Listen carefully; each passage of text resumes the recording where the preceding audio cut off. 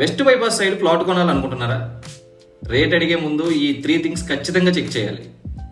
Hi, I'm Sai Varma, aware reality Vijayawada. ముందైతే video save చేసుకుని follow చేసి పెట్టుకోండి. ఫస్ట్ వచ్చేసి మెయిన్ రోడ్డుకి యాక్చువల్ కనెక్టివిటీ ఎలా ఉంటుందో చూడాలి.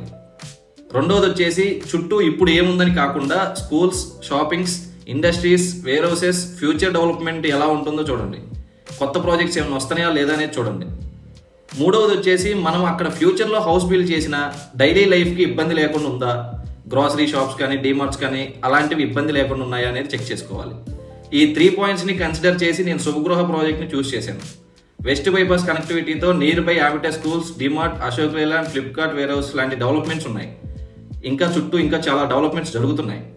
అందుకే దాన్ని మనం కన్సిడర్ చేసాం.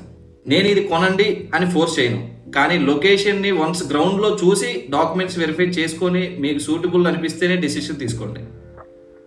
వెస్ట్ బైపాస్ సైడ్ ప్లాట్ కోసం కానీ రీసెర్చ్ చేస్తున్నట్లయితే ప్లాట్ అని కామెంట్ చేయండి, లేదా లొకేషన్ అని కామెంట్ చేయండి. డీటెయిల్స్ షేర్ చేస్తాను. Thank you. నేను మీ సాయి వర్మ.